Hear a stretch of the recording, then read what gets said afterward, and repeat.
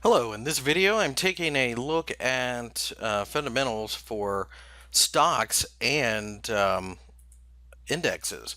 What I mean by an index is the actual measurement of a stock market in a nation, such as the Dow Jones Industrial Average measures 30 major blue chip stocks in the United States. So that index can be heavily influenced by fundamental reasons, as can a particular stock.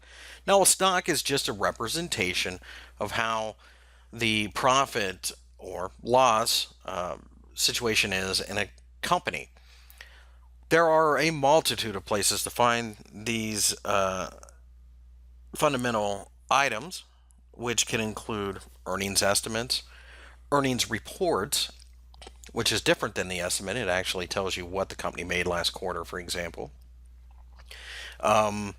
The ability to sell debt, for example, corporate bonds, or it could be something along the lines that's a little less tangible, like, for example, a change in CEOs. Does the stock market like that person? So there's a lot to it. As you can see, I'm on a website called marketwatch.com, and this is a good place to find estimates and results, if you will, of earnings. Right here, I happen to be looking on July 22nd. We happen to be right in the middle of a bit of a earnings season. So Skechers reported, and this is disappointing results. So obviously, they found themselves not gaining as much profit as they thought they would in the marketplace. So that affects the stock market, and the stock for Skechers itself lower. SKX is the chart, and you can see that if you are the name of the stock on charting, and you can see that we opened and just plunged immediately. So certainly a earnings miss has a massive effect on market. As a matter of fact, it lost 23%, possibly even more by the end of the day. Now, when it comes to an index, it's a little bit different. It's more or less looking at the entire country, because an index, as I suggested earlier, is a list of specific stocks. You've got various ones like the Russell 2000, which is small to mid-cap companies in the United States.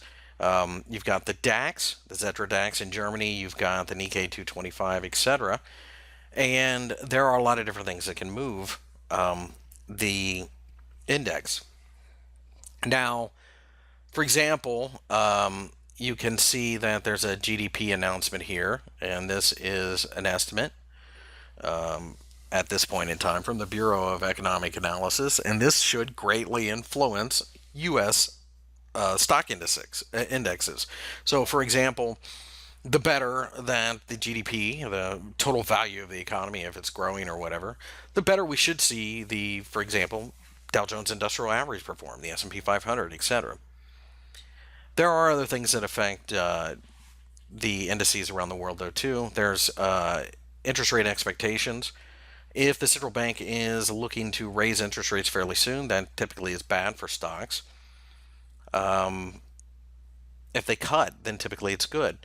There are currency headwinds, and this is especially true when it comes to exporting economies. I mean, all economies export, but at this point in time, there are some that are like heavily influenced by exports. So, for example, the Nikkei 225 is the benchmark index in Tokyo that most people follow.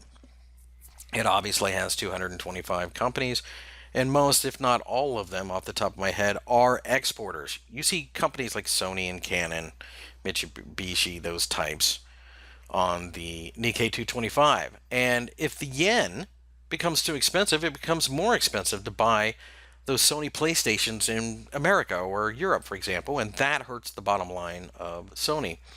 So if the yen continues to strengthen, a lot of times that will work against the value of the Nikkei 225.